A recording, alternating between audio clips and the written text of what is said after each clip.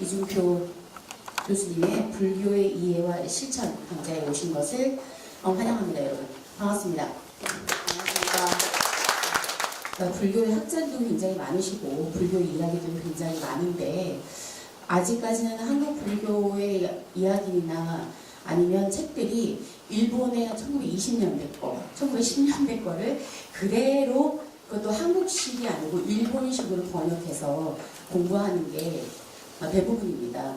그 이후에 아마 작년에 그 책을 조금 더 보완하셔서 붓다의 철학이라는 거를 아마 책을 내신 걸로 알고 있는데요. 저희 강좌는 이준표 교수님께서 그 붓다가 이야기하신 중도에 대해서 제대로 한번 공부를 해보고자, 그리고 저희가 그거를 통해서 불교를 이해하고 실천하고자 하는 자리입니다. 이준표 교수님을 큰 박수로 환영하도록 하겠습니다. 불교를 이해하는 데 있어서도 첫 걸음을 잘 디뎌야 되지 않겠는가. 근데 우리는 이제 부처님이 우리에게 가르쳐준 길은 중도라는 길입니다. 그런데 중도라는 길을 가르쳐주고 그 길에서 안내를 하고 있는데 엉뚱한 길을 돌아다니면 도저히 부처님의 가르침으로 우리가 바른 길을 진행해 나갈 수가 없을 것입니다. 그래서 저는 불교를 강의할 때 항상 중도가 무엇인지, 중도에 대한 이해에서 출발하지 않으면 불경도 제대로 읽히지 않고 불교의 이해도 바르게 이루어질 수가 없다. 저는 그렇게 지금까지 이해했고 그렇게 공부하고 있습니다. 그 다음에 제2강은 불교의 목적입니다. 중도가 길이다면 길은 반드시 목적이 있을 것입니다. 실은 길과 목적은 서로 분리되어 있지 않습니다. 목적이 없는 것은 길이 아닙니다.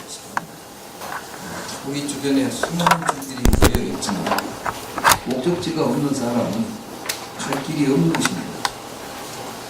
그렇기 때문에 우리가 불교를 공부하면서 이 불교가 뭘 목적하고 있는지, 이 길이 지향하고 있는 종착점은 무엇인지를 알지 않고 이해하지 못하고 그저 불교를 공부한다고 하는 것은 사실은 목적지 없이 길을 떠나는 것과 다른 것일 것이다. 그렇기 때문에 저는 이제 불교의 목적을 먼저 부처님은 어떤 목적으로 이 불교를 우리에게 가르쳤는가 이걸 이해할 필요가 있겠다. 그래서 이제 2강과 3강은 그 목적인데 하나는 우리가 개인적으로 갖게 되는 목적이 있고 두 번째는 사회적으로 지향해야 될 목적이 되겠습니다. 그래서 이제 불교의 목적을 2강과 3강에 걸쳐서 하나는 우리들이 행복을 추구하고 불교는 우리들의 개인적인 행복과 사회적인 평화를 추구하고 있다는 것을 본전을 통해서 여러분과 함께 살펴드릴 것입니다. 이러한 불교의 목적, 개인적인 목적, 사회적인 목적이 왜 우리에게 그 목적으로서 의미를 가지고 있고 또 그것이 어떻게 가능한가 하는 원리가 이제 붓다가 깨달은 연기법입니다.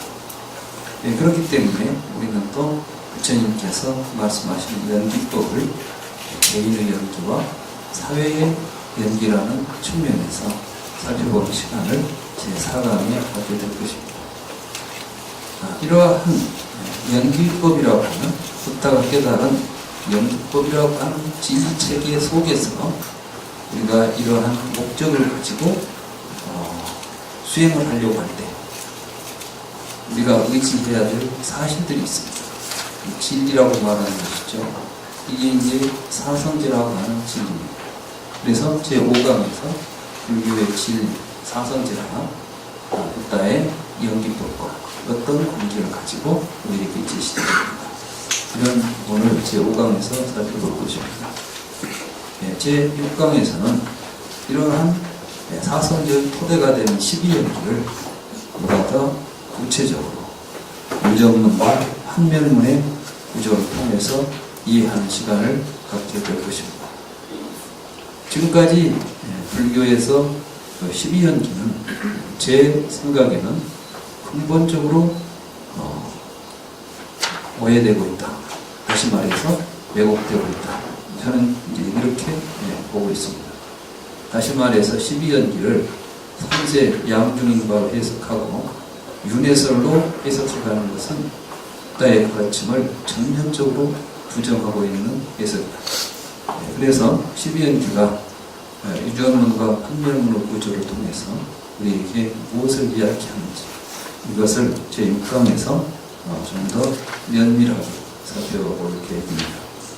제7강에서는 이러한 진리와 이러한 원리를 구체적으로 불교 수행에 적용했을 때는 어떠한 과정을 밟아서 부다가 말하는 진실에 대한 깨달음에 도달할 수 있을 것인가. 이 과정이 이제 우리가 쉽게 이야기하고 있는 그 수행 체계인데, 저희는 이제 우리 주변에서 현재 그 불교 수행이라는 것이 너무 또 근거 없는 수행들이 행행하고 있다. 다시 말해서 불교의 교리에 근거해서 수행이 이루어지는 것이 아니라 영기법 사성제 교리는 따로 있고 또 수행에서 깨달아가는 방법들은 따로 존재하는 것처럼 이게 유리되어 있습니다. 이것은 첫째, 부처님의 영기법과 사성제가 바르게 이해되지 못했던 것이고, 또 불교의 목적을 정확하게 이해하지 못했기 때문에 수행을 통해서 우리들은 다른 어떤 종교에서 말하는 신비체험 같은 이러한 것들을 우리들이 기대하게 되는 것이죠. 그래서 부처님께서 말씀하신 수행, 부차지정이라고 하는 수행이 구체적으로 어떠한 원리에서 이루어지고 있고, 또 그때 우리가 말하는 해탈과 열반이라는 것이 구체적으로 무엇을 지칭하고 있는지, 그러한 문제들을 경전을 통해서 정확하게 확인해 볼 시간을 갖게 될 것입니다. 제7강에서 그래서 부차지정과 파해탈이라는 주제를 가지고 이야기하겠습니다. 여기까지가 부처님께서 깨달아서 가르쳐 주신 어떤 진리와 그 진리에 의거해서 실천, 수행하는 구조를 이제 초기 경전에 기초해서 여러분들과 함께 이야기하게 되는 시간이 되겠고, 다음 이제 8강, 9강, 10강은 대승불교와 연관 지어서 이야기가 될 것입니다. 일반적으로 우리 주변에서 대승불교와 초기 불교를 상당히 이질적인 걸로 이해하는 시각들이 많습니다. 심지어는 초기 불교에서 대승불교를 연결시키려고 하면은 그것은 무슨 종교적인 맹신이나 개인적인 신념이지 사실이 아니지 않느냐, 이런 시각까지도 있고, 특히 이제 우리 주변에 우리 현대 많은 학자들이 마치 대승불교는 초기 불교와는 근본적으로 사상적 어떤 그 맥락이 다르다고 보는 시각도 있습니다. 심지어는 대승불교는 불교가 아니다. 이것은 인도 역사 속에서 브라마니즘화된 것이다, 힌두화된 것이다, 이렇게 이제 보는 시각까지 있는 것이 현실입니다. 그렇기 때문에 우리가 이 부분에 대한 좀 고찰을 신중하게 해야 될 필요가 있지 않습니까? 특히 우리는 초기 불교보다는 대승불교 전통이 오랫동안 우리 역사 속에서 작동했는데, 대승불교가 불교가 아니다 이렇게 이제 해버린다면 1300년 한국 불교는 불교도 아닌 걸 지금까지 의존해왔다는 이런 참 역사적인 또 뭐랄까요, 당혹감도 우리는 갖지 않을 수가 없는 것입니다. 그래서 이제 대승불교를 이해하는데, 실제로 이 금강경이라는 경이 우리 한국에서 굉장히 널리 유통되고 있기도 하지만, 역사적으로 보더라도 이 금강경은 대승불교의 어떤 출발점, 이게 분명하게 보여주는 매우 중요한 경전이고, 또 그 속에 대승의 모든 취지와 방향, 이해, 이런 것들이 그 속에 좀 있다고 보고 있습니다. 그래서 제가 이제 건강경을 밀가에로 읽는 건강경이라고 하는 책을 쓰기도 했고, 그래서 제가 이제 건강경을 초기 경전과 관계 속에서 건강경의 그 난해한 내용들이 사실은 난해한 게 아니라 초기 불교를 이해하고 있으면 너무나 당연한 이야기로서 받아들일 수 있는 내용이라는 것을 제가 이제 밀가에로 읽는 건강경이라는 책을 통해서 밝힌 바 있습니다. 그래서 제가 쓴 그 책을 이제 기초로 해서 제 8강을 진행하고 있습니다. 제 9강에서는 불교를 공부하면 우리는 어떻게 살아야 할까? 사실 우리가 불교 공부하는 근본 목적이 어디에 있을까요? 저 개인적으로 도대체 인생이란 무엇이냐? 우리는 어떻게 살아야 하는 것이냐? 이러한 물음이 저 개인적으로 제가 불교를 공부하게 된 원인이었고, 제가 또 철학을 전공할 때 철학과에 가서 면접을 하는데 교수님이 왜 철학과에 왔냐고 묻더라고요. 나는 도대체 인생이 뭔지 그 답을 찾고 싶어서 철학과에 왔습니다. 그러니까 철학은 그런 게 아닌데 그러시더라고. 그분은 서양 철학 하신 분이었어요. 그러니까 뭐 서양 철학은 뭐 인식론, 존재론 이런 거 이론하는데 인생이란 무엇이냐 이런 거는 이제 인생 철학이지 우리 철학이겠느냐 그러더라고요. 저는 저기 철학은 도대체 뭐 하자고 하는 거야. 이제 보니까 서양 철학은 알려고 하더라고요. 분분해서 하는 거야. 이 호기심을 하는 거야. 내가 지금 호기심 때문에 내 전공을 여기다 두고 온 건 근데 사실은 이제 불교를 공부하는 것은 이게 바로 우리에게 왜 우리는 이렇게 어떤 삶을 살아야 하는가에 대한 답을 주고 있는 것입니다. 그리고 제가 얻은 결론은 결국은 우리 인생은 스스로 자기 삶을 결정해서 사는 것이다. 이것을 불교적으로 말하면 발언이다. 마음을 일으켜야 된다. 우리에게 우리 인생에 너는 이렇게 살아야 된다라고 하는 인생의 목적을 아무도 우리에게 주지 않았습니다. 신이 나에게 준 사명, 이건 전부 자기들이 지어낸 자신의 형상이지 실제로 신이 그 사람에게 사명을 준 것은 역사적으로 단 한 번도 없을 것입니다. 그렇다면 우리의 삶은 누가 결정해야 하는가? 결국 우리 스스로 결정해야 합니다. 나는 그것이 부처님께서 자신에게 의지하고 남에게 의지하지 말라는 부처님의 마지막 가르침이라고 이해하고 있습니다. 그러면 나에게 의지하려고 한다면 나의 무엇에 의지해서 내 삶을 꾸려가야 될 것인가? 여기에 대승불교에서 이야기하는 발언의 의미가 있지 않느냐. 결국은 나는 이렇게 살아야 되겠다고 하는 뜻을 스스로 세워서 살아가는 것. 이게 이제 우리 인생의 가장 궁극적인 의미이고, 그것을 완성해내기 위해서 대승불교에서는 성불이라고 하는 것입니다. 마치 요즘 우리 주변에 보면 견성성불은 하니까 참선하고 앉았다가 뭐 하나 보면 성불이 되는 것처럼 착각하는데, 역사적으로 보더라도 그렇게 해서 성불한 사람은 단 한 사람입니다.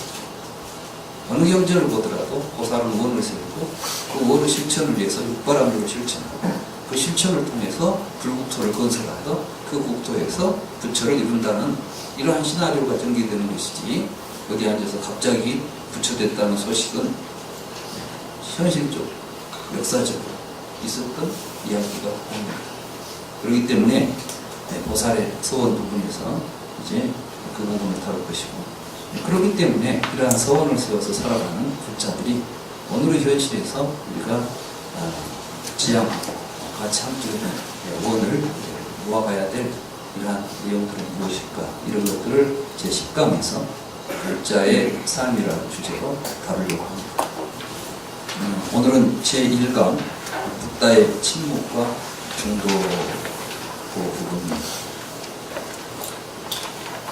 제가 불교를 공부하는 과정에서 가장 당황했던 부분은 전유경이었습니다. 잘 아시죠? 독화살의 비유. 부처님의 제자가, 부처님께서는 세상은 영원히 존재하는가, 영원히 존재하지 않는가, 세상은 공간적으로 끝이 있는가, 없는가. 우리가 죽고 나면 이 육신의 죽음과는 다른 어떤 생명이 있는 것인가, 아니면 우리의 생명은 육신과 동일한 것인가. 생사를 초월했다고 하는 열애는 사후에 어떻게 되는 것인가. 죽은 뒤에도 존재할 수 있는가, 아니면 열애도 죽으면 사라지는 것인가. 참 궁금하죠. 나는 불교가 이런 문제를 다발이라고 생각했습니다. 그런데 부처님께서는 이런 문제를 물으니까 침묵으로 일관한 것을 했었죠. 모든 게. 그런데 우리가 알기로는 전기 이야기를 하지만 사실은 부처님의 경전들, 그러니까 니까야나 마음경을 살펴보면 이 문제들이 굉장히 자주 등장합니다. 그러니까 단순한 문제가 아니라 굉장히 중요한 문제였던 거예요. 이 문제가. 다만 이제 대표경전으로 전유경이 우리에게 알려져 있지만은 쉽게 말하면 기가니까야의 첫 경이 이런 문제들을 다루고 있습니다. 이게 바로 이제 보라마잘라 숫다죠. 함 장암경에는 동경이라고 되어 있고, 실제로 이제 한문으로 산스크리트를 번역한다면 범망경이죠. 그런가 하면 청정경이라고 하는 경우도 이런 참 긴 논의가 이런 문제들입니다. 뿐만 아니라 자바암 속에서 보면, 또는 사미타니카이나 자바암 속에서 보면 수도 없이 이런 문제들이 거론되고 있습니다. 그때마다 부처님은 한결같이 침묵으로 일관하고 있고, 이러한 침묵에 대해서 이제 반기를 든 사람이 말림과 부다입니다. 만동자죠. 왜 이 문제에 당신은 답하지 않습니까? 당신은 깨달았다면 이런 문제를 알고 있어야 될 게 아니냐. 왜 이런 문제에도 답을 못하고 있냐. 나는 견딜 수가 없다. 나는 이 문제에 대해서 오늘 답을 듣지 못한다면 이 교단을 떠나겠다. 좀 사람이 솔직해라. 알면 안다, 모르면 모른다. 왜? 가타부터 말조차 하지 않는 것이냐. 이게 이제 말림과 부다가 물었던 부다에 대한 이야기죠. 한번 생각해 보세요. 신앙의 우리 어떤 불교의 상징, 지존 앞에서 이런 건방진 이야기를 했는데 그 이야기를 가감없이 경전이 전하고 있어요. 근데 이 경을 읽으면서 또 부처님께서 뭔 비유를 하셨어. 왜 대답하지 않느냐 그러니까 도가 삶아진 이야기라고 했어요. 난 도대체 또 그 비유가 답이 된 것 같지는 않았어요. 그래서 사실은 이제 제 불교 공부는 여기서 출발했습니다. 이 문제에 대한 답을 내가 찾고 싶었어요. 그래서 이제 책들을 읽었는데, 기존에 이제 이런 문제를 다 다루고 있습니다. 불교를 다룬 사람들은 이 문제를 불교학자들이 안 다룬 사람들이 거의 없습니다. 초기 불교학자들이. 근데 이 문제에 대한 답이 너무나 비상적인 거예요. 그랬으니까 없는 거지. 제가 이제 만족되지 않았던 것이죠. 저는 이 문제의 답을 중론을 읽으면서 중론을 통해서 비로소 부처님이 그랬지 하는 게 이해가 됐어요. 그리고 그게 중도였고, 부처님은 지금 중도에서 이야기하고 있는데 중도에서 벗어난 문제들이 이 물음들입니다. 여러분들이 만약에 이러한 의심을 가지고 있다면 아직 불교 부처님 말씀을 들을 준비가 안 됩니다.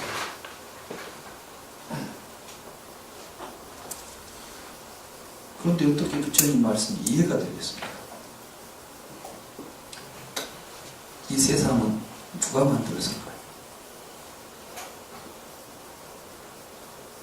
이 세상은 무엇으로 되어 있을까요? 우리는 이런 질문을 하게 됩니다.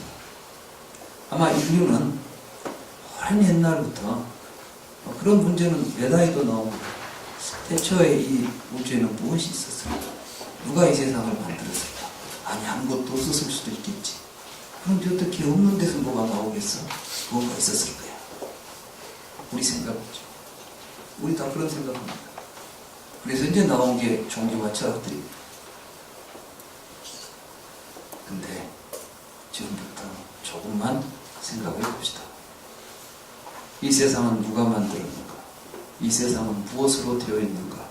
이 물음이 정당할까요?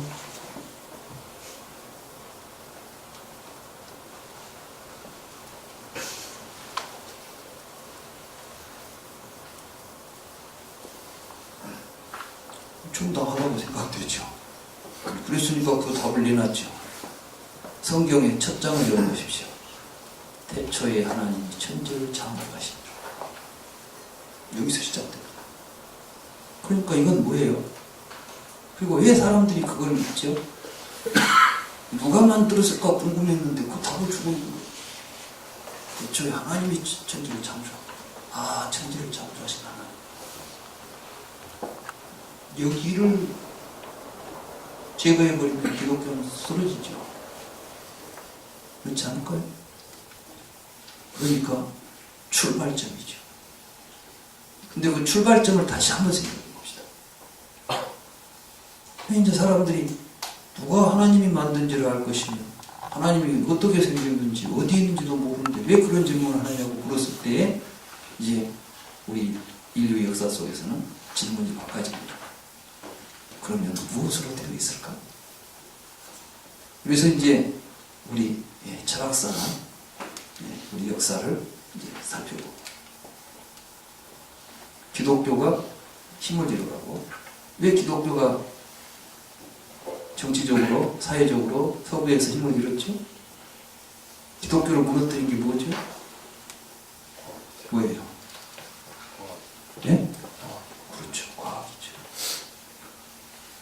과학자들은 이제 그 무릎이 잘못됐다고. 왜냐? 과거를 거슬러 올라가서 보면 시간적으로 이 세계를 이해하려고 한 거예요. 태초라는 것은 이 세상이 시작되는 출발점이죠. 시작이죠. 이 시작점이 언제 있었을까? 누가 있었을까 했는데 실제로 우리가 그걸 알 수도 없고 있는지 없는지도 모르죠. 시작이 있겠어요, 없겠어요? 그러면 이제 있던 사람과 어떤 사람이 나눠지죠. 왜 세상 사람들이 싸웁니까? 안 보이는 걸 이야기하니까 싸웁니다. 볼 수 있는 거 갖고 이야기하면 싸울 필요가 없죠. 그죠? 여기 컵이 있냐, 이 이야기 갖고 싸우겠어요? 눈으로 보고 있는데. 즉, 인류는 새로운 생각을 하게 됩니다. 안 보이는 것 이야기하지 말고, 보이는 거 가지고 이야기해보자 하는 거예요. 그래서 이제 관찰이 중요시되죠. 과학자들은 관찰하는 거, 관찰이 뭐예요? 보자는 거지 뭐. 근데 그냥 보는 것이 아니라 좀 더 뚫어지게 보자는 것이지. 뚫어지게 보니까 뭐가 되겠어? 분석이 됐지. 이제 분석적으로 보자고 하니까 그러면 누가 만들었냐고 묻는 것보다는 누가 만들었는지를 모르지. 그죠? 이 컵 누가 만들었죠? 안 봤잖아요. 이거 누가 만들었으면 뭐래? 여기 있는 게 중요하지. 그럼 이때는 이걸 관찰해보면 뭘로 되어 있지라고 그러죠. 그렇습니까? 이제 분석을 해보니까 뭐 흙으로 되어 있구만, 뭐 나무로 되어 있구만. 이렇게 이제 이것이 뭐로 되어 있는가를 물었어요. 그래서 이제 우리는 요즘 이제 우리들에게 과학적 질문, 요즘 우리가 하는 학문적 태도는 시간적으로 누가 뭐 했냐가 아니라 현재 우리 앞에 전개되고 있는 현상을 분석해보자는 거죠. 그래서 이제 연구는 분석하고 동일한 개념이 되어 있죠.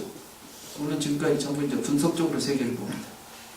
그리고는 거기서 얻은 답이 진리라고 봅니다. 그게 과학입니다. 그래서 이제 우리는 이렇게 묻습니다. 무엇으로 되어 있지라고. 그러면 무엇으로 되어 있지라는 물음은 정당할까요?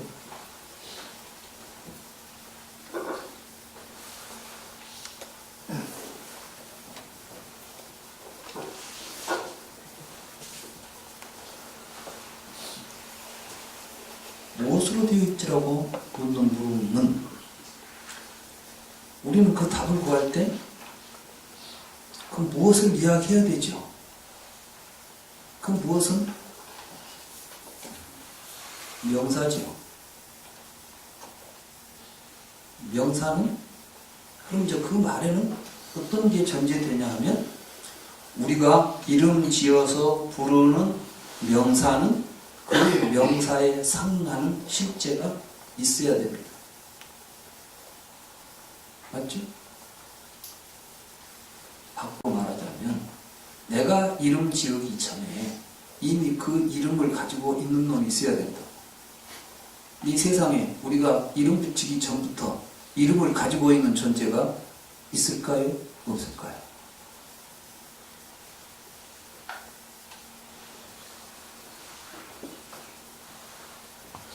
대답해 보세요. 있을까요? 없을까요? 없습니다. 그러면 우리는 이제 그 물음이 얼마나 허망한 물음인지를 알 수 있습니다. 다시 말해서 지가 이름 지어놓은 것으로 세상이 만들어졌다고 말하려고 하는 것입니다. 사실은 아까 그 물음도 똑같은 거예요. 태초에 누가 이 세상을 만들었을까? 그것은 만든 자가 있다는 것을 전제하고 하는 물음이죠.